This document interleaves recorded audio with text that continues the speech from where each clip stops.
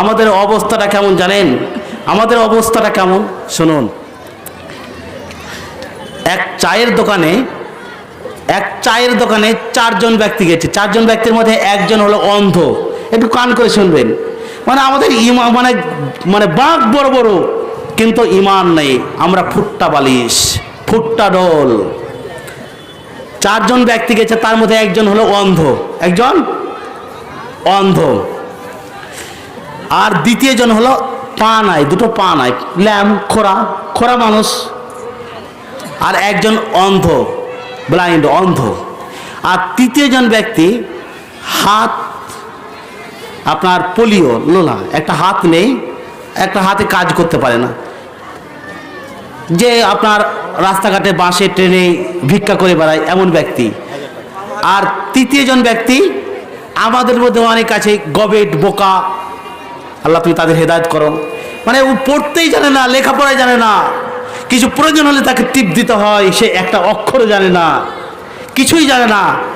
এই চার ধরনের ব্যক্তি একটা চায়ের দোকানে গেছে। চায়ের দোকানে গিয়ে আর আমরা অন্ধ মানুষ যদি দেখি ভাই, আমাদের একটু মায়া হয়। মানে আমাদের ভিতর তো হার্ট আছে, হৃদয়, সোল, আত্মা আছে। আত্মাতে একটু মনে হয় এই ব্যক্তিটি অন্ধ, চোখ নাই। আজ 20 বছর, 30 বছর, 40 বছর স্ত্রীর সঙ্গে ঘর সংসার করছে, নিজের স্ত্রীর সঙ্গে উঠা বসা করছে, নিজের ছেলে মেয়েকে মানুষ করছে, অথচ নিজের দুই চোখে তার ছেলে মেয়েকে দেখতে পায় না। অন্ধ ব্যক্তির প্রতি আমাদের একটু মায়া হয়, মমতা হয়। তো চায়ের দোকানদার ভালো চা ওই অন্ধকে দিয়েছে। অন্ধ প্রথমবার চা খেয়ে হচ্ছে, কহে চায়ের দোকানদার, চায়ের লিকার কত হয়েছে? খুব জোর গলায়। তখন একটু ময়া করেছে, কিন্তু উল্টা কথা চার দোকানদার কি, যার এই পা দুটা নাই, যার পা দুটা নাই, সে বলছে আবে কানা। আপনাদের কি বলে অন্ধকে? কানা বলে তো নাকি ভাই? মুর্শিদে আমাদের কানা বলে। আবে কানা, তুই উল্টা পাল্টা দিব দুলাত। অথচ তার পা নাই, গলার জোর দেখেছেন? আর পা নাই, কিন্তু বলছে আবে কানা, তুই উল্টা পাল্টা তোর দিব দু পায়ের 2 লাত একবারে। তখন এই যে ব্যক্তি হাত ওই ভিক্ষা করে খায়, এক হাত নাই, পোলিও হাত, সে বলছে শোন কানা আর ন্যাংরা, শোন, তোরা মারামারি কর, আর তোদের মারামারিতে যত টাকা খরচ হবে আমি ওই হাইকোর্ট আর সুপ্রিম কোর্ট সব দৌড়াদৌড়ি করবো, মানে টাকা আমি খরচ করব। আর প্রত্যেকদিন ভিক্ষা করে ও, ভিক্ষা না করলেও খাবার জুটবে না, আর হাইকোর্ট আর সুপ্রিম কোর্ট যাবে ও। তখন মানে যত টাকা খরচ হয় ও দিবে। কার? ওই কানা আর ন্যাংরার যত মারামারিতে খরচ হবে, কেস করাতে খরচ হবে, সব ওই ওই কি দিবে? ওই ভিক্ষুক দিবে, যার হাত নাই। আর যে লেখাপড়া করতে জানে না, কিছু প্রয়োজন হলে টিপ দিতে হয়, গোবেট মার্কা, মোটা মাথা, বলছে শোন কানা আর ন্যাংরার এর কেস যত লড়তে হবে, যত রকমের খাতা কলমের দরকার হবে, যত কিছু ছুটাছুটি করতে হবে, আমি তার জন্য ছুটাছুটি করব। অথচ একটা সই করতে জানে না, একটা কথা বলতে জানে না। বাঘ খুব বড়, বাঘ খুব বড়, কিন্তু ক্ষমতা নাই। আমাদের ইমানটা হয়ে গেছে সেই রকম। আমাদের বাঘ বড়। আমরা যারা এখানে আছি ভাই, আমরা সবাই জানি না যে নামাজ পড়তে হবে, নামাজ না পড়লে জাহান্নামে যাবে, এটা আমরা বিশ্বাস করি না, এটা আমরা বিশ্বাস করি না। অথচ এটা বিশ্বাস করি বিষ খেলে মারা যাব, বিষ খেলে মারা যাবো, এটা বিশ্বাস করি ভাই। কেউ এমনকি পরীক্ষা করে দেখেছেন যে বিষ খেলে যে মারা যায়, তা একবার খেয়ে দেখি? কেউ দেখেছেন? দেখবেন? কেউ দেখবেন না, কেউ এটা দেখবেন না। অথচ এই কাজে সফল নয়, অন্য কাজ আপনি কাজ পাল্টাতে পারছেন। কিন্তু একবার বিষ খেয়ে দেখুন না, বাড়িতে গিয়ে আজকে একবার বিষ খেয়ে দেখুন যে মরি কি না। মরবেন না, বিষ আপনি খাবেন না। আপনার আত্মবিশ্বাস বিষ খেলেই মারা যাবে। অথচ অনেকে বিষ খেয়ে বেঁচে আছে, হসপিটাল নিয়ে চলে গেছে, বেঁচে গেছে, এরকম হয়। কিন্তু নামাজ না পড়লে জাহান্নামে যাবেন, এই কথা কি আপনার জানা নেই? নামাজ না পড়লে আপনাকে জাহান্নামে যেতে হবে, এই কথা আপনাকে জানা নেই? কথা আমারও নয়, দেখুন সূরা আল কমার, সেই দিন জাহান্নামে যারা পড়েনি, অর্থাৎ যারা নামাজ পড়েনি তারা জাহান্নামে যাবে। সেই জাহান্নামটার নাম হলো সাকার।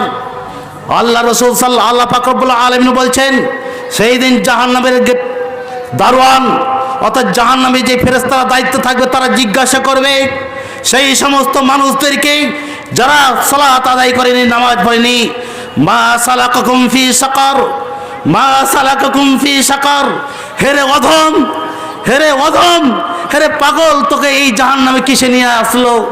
জাহান্নামে কেন আসলি? জানিস না এই জাহান্নামটা খুব ভয়ঙ্কর জায়গা? মা সালাকাকুম ফি সাকার, এই সাকার নামক জাহান্নামে কিসে তোকে নিয়ে আসলো? কোন জিনিসটা এই জাহান্নামে নিয়ে আসলো? সাকার খুব ভয়ঙ্কর জাহান্নাম। তখন ওই বেনামাজিরা বলবে, যারা 5 ওয়াক্ত সালাত আদায় করেনি, যারা বেনামাজি, দুনিয়াতে খুব গাম্ভীর্য দেখাচ্ছিল, দুনিয়াতে খুব অহংকার বশত ছিল, টাকার গরমে আল্লাহর মসজিদ চিনেনি, তারা সেই দিন বলবে, ক্বালু লাম নাকু মিনাল মুসাল্লিন, পৃথিবীর বুকে আমরা সালাত আদায় করতাম না, নামাজ পড়তাম না। ভাই, এটা কোনো হাদিস না, স্বয়ং কোরআন বলছে, আমি নামাজ না পড়লে আপনাকে জাহান্নামে যেতেই হবে। আপনি কি জানেন না টাকুনের নিচে কাপড় পরলে আপনাকে জাহান্নামে যেতে হবে? আল্লাহ রাসূল সাল্লাল্লাহু আলাইহি সাল্লাম কি এই কথা বলেননি? আপনি কি জানেন না আল্লাহর শরীয়তের বিধান বহির্ভূত কাজ করলে আপনাকে জাহান্নামে যেতে হবে? আপনি কি জানেন না? আমার মনে হয় এখানে যতজন আছেন তার মধ্যে আপনার শতকরা 80%, অর্থাৎ 100 মধ্যে 80, আপনার 80টা মানুষই নেশায় মগ্ন হয়ে আছেন, নেশা পান করেন। অথচ আল্লাহ রাসূল সাল্লাল্লাহু আলাইহি সাল্লাম বললেন, ও পৃথিবীর মানুষ, ও আমার উম্মত, কান করে শোনো, যারা প্রতিনিয়ত নেশা পান করে, প্রত্যেক দিন নেশা পান করে, প্রতিনিয়ত গোল খায়, প্রতিনিয়ত জর্দা খায়, প্রতিনিয়ত তিরঙ্গা খায়, প্রতিনিয়ত বিড়ি খায়, সিগারেট খায়, প্রত্যেক দিন মদ পান করে, প্রত্যেক দিন সে তিরঙ্গা খায়, হারাম খাদ্য খায়। তা আল্লাহ রাসূল সাল্লাল্লাহু আলাইহি সাল্লাম বললেন, 3 শ্রেণীর ব্যক্তির জন্য আল্লাহ পাক রব্বুল আলামিন জান্নাতকে হারাম করে দিয়েছেন। জান্নাতকে হারাম করে দিয়েছেন তাদের জন্য যারা প্রত্যেক দিন নেশা পান করে। আপনার কি জানা নেই? আপনার কি বিশ্বাস নেই? ভাই, আমরা কি পরিবর্তন হতে পারবো না? আমাদের ইমানের দুর্বল, আজকে আমাদের ইমানের দুর্বল, অথচ চায়ের দোকানে, চায়ের আড্ডায় আমাদের বলিটা খুব বড় হয়ে গেছে। আমরা নামাজ না পড়লেও আমাদের ইমান ঠিক আছে। ভাই, আপনাদের এই মালদার ভাষায় হয় কিনা জানি না, তবে মুর্শিদাবাদের চায়ের আড্ডায় খুব হয়। যারা নামাজি তাদের ভিতর খারাপ। কত বড় শয়তান হলে কথাগুলো বলতে পারে? নামাজি যারা তাদের ভিতর খারাপ, অথচ আমরা নামাজ না পড়লেও আমাদের ইমান ঠিক আছে। নামাজ না পড়লে কি ইমান থাকে? ইমান তো সম্পর্ক নামাজের সঙ্গে।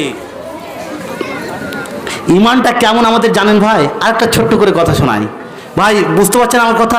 ইমানটা কেমন? আমাদের ইমানটা হলো কেমন জানেন? মানে ইমান না থাকার কারণে আমাদের এই অবস্থা। আমাদের এখানে যারা আছি, উপস্থিত আছি, এদের মধ্যে কাউরি তীক্ষ্ণ ব্রেন থাকে ভাই, তীক্ষ্ণ ব্রেন, কথাগুলো খুব তাড়াতাড়ি ধরতে পারেন। আর কেউ মাথা মোটা থাকে, মানে খুব তাড়াতাড়ি কথা ধরতে পারে না, বুঝতে কম পারে, মানে তাকে ডবল বলতে হয়, বুঝতে পারে না, কথা কম বুঝতে পারে। আর কেউ তীক্ষ্ণ ব্রেনের থাকে, খুব তাড়াতাড়ি কথা ক্যাচ করতে পারে। তো ফুটবল খেলার মাঠে অনেক দর্শক এসেছে, এরকম যেরকম দর্শক অনেক এসছে, অনেক আপনারা এসেছেন অজনসি শুনতে, এরকম দর্শন অনেক গেছে ফুটবল খেলার মাঠে। ফুটবল খেলার মাঠে দুই দিকে প্লেয়ার নামে 11 জন করে, 10 জন খেলে আর একজন গোলকিপার, 11 জন এই দিকে আর 11 জন ওই দিকে। আর একজন আমাদের মধ্যে যে কিছু মাথা মোটা থাকে, ওইরকম একজন মাথা মোটা ওই খেলা দেখতে গেছে। ও একটু উঁচু জায়গা থেকে খেলা দেখছে, তখন এই দিক থেকে মারছে এক প্লেয়ার, বলটাকে ছুটে চলে যাচ্ছে ওই দিক থেকে মারছে। ভাই, আপনারা বসুন তাহলে ভালো লাগবে, আপনারা বসুন। ওই দিক থেকে মারছে, এই দিকে চলে আসছে, এইভাবে খুব মারামারি করছে ফুটবলটাকে। তখন আর এই যে মোটা মাথা, বুদ্ধি কম, খুব আফসোস করছে, খুব দুঃখ করছে যে হায় রে, বলটা কি অপরাধ, বলটা কি অন্যায় করেছে যে সবাই তাকে লাত মারছে, এদিকে মারছে ওদিকে যাচ্ছে, ওদিকে মারছে এদিকে আসছে। এইভাবে একজন মেরেছে আর গিয়ে বলটা তার কাছে গেছে। বলটা ধরে একটু কাঁদো কাঁদো বলছে, ভাই বল তোর এই অবস্থা কেন, তোকে কেন এইভাবে সবাই লাত মারছে, এদিকে মারছে এদিকে আসছে ওদিকে মারছে, তোকে সবাই কেন মারছে এতজন, এই 22 জন ব্যক্তি তোকে এত মারছে। তখন ওই ফুটবল পায়ের বলটা কথা বলছে যে ভাই জানিস আমাকে মারার কারণ, আমাকে মারছে কেন জানিস? আমার একটাই অপরাধ, আমার একটাই অপরাধ যে আমাকে পাম দিয়ে ফুলানো হয়েছে, আমার ভিতরে কিছু নেই, আমি ফাঁপা। আজ যদি আমি পাথরের মতন শক্ত হতাম, আজকে যদি আমি পাথরের মতন ইটের মতন শক্ত হতাম, আজকে যদি আমি লোহার মতন শক্ত হতাম, এরা আমাকে মারার ক্ষমতা পেত না। তারা মারলে তাদেরকে হসপিটাল যেত। আজকে আমাদের মুসলমানের অবস্থা তাই এই ফুটবলের মতন। আজ এই কারণে আমরা লাঞ্ছিত হচ্ছি, অপমানিত হচ্ছি। আজকে যদি আমাদের ইমান দ্বারা পাথরের মতন শক্ত হতো, আজকে যদি উমরের মতন আমাদের ইমান হতো, আজকে যদি আবু বকরের মতন ইমান হতো, আলীর মতন ইমান হতো, তাহলে ওই বদরের ময়দানের মতন, বদরের যুদ্ধের মতন 313 জন ব্যক্তি হাজার সংখ্যক সৈন্যকে পদদলিত করে ইসলাম কায়েম করতাম। আজকে গোটা বিশ্বের মানুষ আজকে আমাদের সম্মান করত, গোটা বিশ্বের মানুষ আজকে আমাদের রেসপেক্ট করত, গোটা বিশ্ব আমরা আজ রাজতন্ত্র করতাম, রাজ কায়েম করতাম। আজকে যদি আমাদের পাথরের মতন ইমান হতো। ইমান দুর্বল, আজকে ইমানটা হয়েছে ভাই ফুটবল, ইমানটা আমাদের চলে গেছে চায়ের দোকানে। আমরা বিড়ি চুষলেও আমাদের নামাজ না পড়লেও ইমান ঠিক আছে। ইমান তো ভাই আমাদের এইরকম হয়েছে। বুঝতে পেরেছেন ভাই লাঞ্ছিত অপমানিতার কারণ বুঝতে পেরেছেন? আজকে যে চেচনিয়া, বসনিয়া, আফগানিস্তান, ফিলিস্তিন, ইরাক, ইরান মুসলমানদের কি অবস্থা। কিছুদিন আগে পেপারের খবর দেখলাম ফিলিস্তিনে হায়রে মহিলারা, মেয়েদের আল্লাহ রসুল সাল্লাল্লাহু আলাইহি সাল্লাম মেয়েদের কত সম্মান দিয়েছেন। যেই যুগে মহিলাদের কোনো সম্মান ছিল না, মহিলাদেরকে লাঞ্ছিত অপমানিত করত। আজকে আপনার ইতিহাসের পাতায় পড়ি, বাংলা বইয়ে পড়ে থাকি, ঈশ্বরচন্দ্র বিদ্যাসাগর, রাজা রামমোহন রায় নাকি মহিলাদের সম্মান দিয়েছে। ভাই এরা যদিও সম্মান দিয়ে থাকে, তার পূর্বে আজ 1442 বছর পূর্বে রাসূলুল্লাহ সাল্লাল্লাহু আলাইহি সাল্লাম মহিলাদের সম্মান দিয়ে বললেন, হে পৃথিবীর মানুষ শোনো, পৃথিবীর মানুষ শোনো, তোমাদের যদি জান্নাত যেতে হয়, তোমরা যদি জান্নাত যাও, আমি মুহাম্মদ সাল্লাল্লাহু আলাইহি সাল্লাম বলছি তুমি তোমার মায়ের সম্মান করো, মায়ের পায়ের নিচে তোমার জান্নাত। হাদিস আমার নয়, হাদিস মুসলিমের, হাদিস রাসূলুল্লাহ সাল্লাল্লাহু আলাইহি সাল্লাম, হাদিসের চূড়ান্ত সিদ্ধান্ত এটাই, আপনি আপনার মার সম্মান করে জান্নাতে যাবেন। আল্লাহ রাসূল সাল্লাল্লাহু আলাইহি সাল্লাম মহিলাদের সম্মান দিয়েছেন, মহিলাদের সম্মান দিয়ে গেছেন আজ থেকে 1442 বছর পূর্বে। সেই মহিলাদের আজকে আফগানিস্তান লাঞ্ছিত অপমানিত করছে এমনভাবে যে নির্মম অত্যাচার দেখার মতন নয়। তাদের অবস্থা দেখে আপনার ভিতরে শস্য পরিমাণ যদি ইমান থাকে, আপনার ভিতরটা কুম্ভিত হবে, আপনার ভিতরটা কেঁদে উঠবে।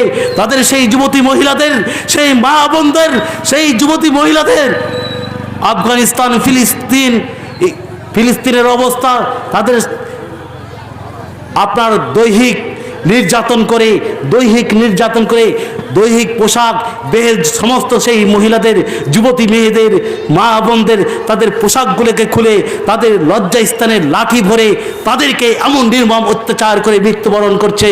তারা এমনভাবে শহীদ হচ্ছে, তারা এমন অত্যাচারে আছে, তা দেখার মতন নয়। কারণ আমরা ঈমান হারা হয়েছি, আমরা ঈমান হারা হয়েছি, আমাদের মধ্যে ঈমান নেই। একটাই কারণ ভাই, আমাদের মধ্যে ঈমান নেই।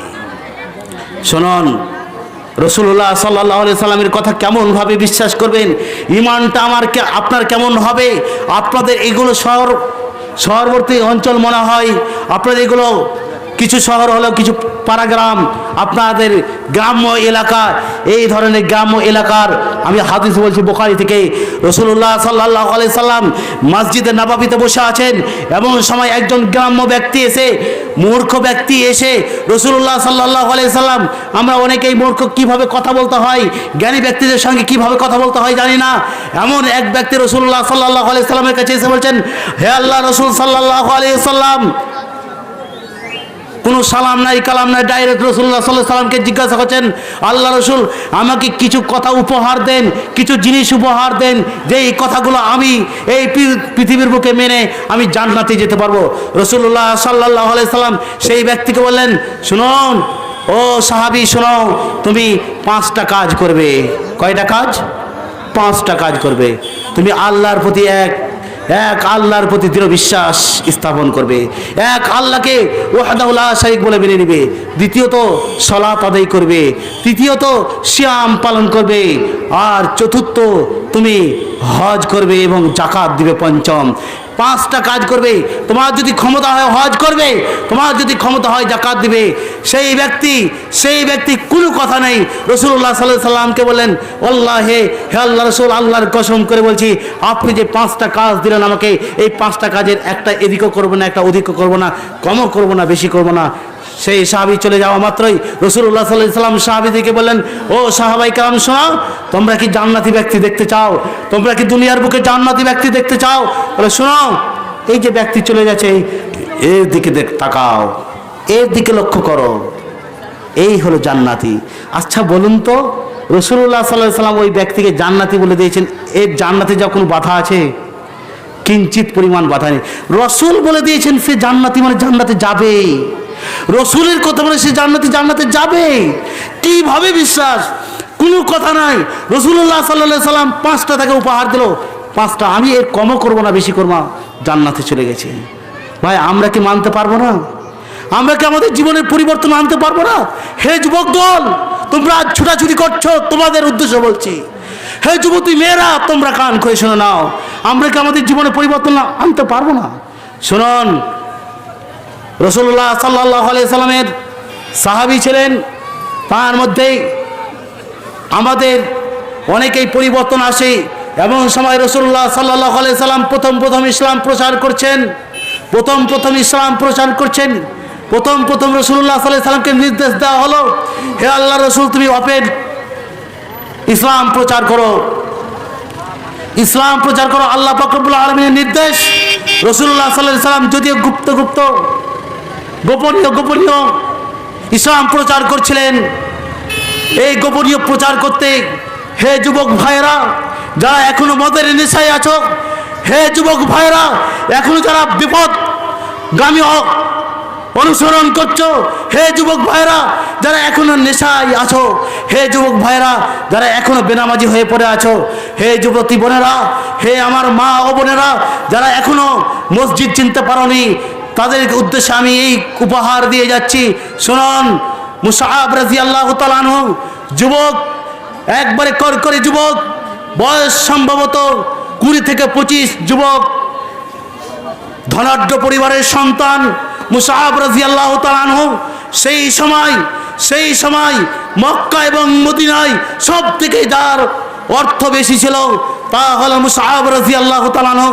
খুব ধনাঢ্য পরিবারের সন্তান, তার মা খুব ধনী পরিবারের মেয়ে ছিলেন, খুব ধনী পরিবারের মেয়ে ছিলেন হযরত মুসআব রাদিয়াল্লাহু তাআলা আনহু। মুসআব রাদিয়াল্লাহু তাআলা আনহু যুবক, তার মা খুব রাগী ছিলেন। মুসআব রাদিয়াল্লাহু তাআলা আনহু হঠাৎ একদিন রাসূলুল্লাহ সাল্লাল্লাহু আলাইহি সাল্লাম মধুর সূরা কোরআন তেলাওয়াত করছেন। এমন সময় রাসূলুল্লাহ সাল্লাল্লাহু আলাইহি সাল্লামের কাছে এসে বলছেন, হে আল্লাহ রাসূল সাল্লাল্লাহু আলাইহি সাল্লাম, আমার মনটা চাইছে যে আমি আপনার এই কোরআনটা তেলাওয়াত করি। আমাদের মতন তো এই হলদিবাড়ির মানুষ ছিলেন না মুসআব, তিনি আরববাসী ছিলেন, তিনি কোরআন বুঝতেন, আরবি কোরআন। রাসূলুল্লাহ সাল্লাল্লাহু আলাইহি সাল্লাম মধুর সূরা কোরআন তেলাওয়াত করছেন, মুসআবের মনটা যেন গলে গেছে। আল্লাহ রাসূল, আমার মনটা চাইছে যে আমি এই কোরআন তেলাওয়াত করি, আমার মন চাইছে আপনার পাশে বসে আমি এই কোরআন মধুর সূরা আমিও যেন তেলাওয়াত করি। মুসআব রাদিয়াল্লাহু তাআলা আনহু খুব দেখতে সুন্দর ছিলেন। কেমন ছিলেন? ঠিক হযরত মুহাম্মদ সাল্লাল্লাহু আলাইহি সাল্লামের মতো।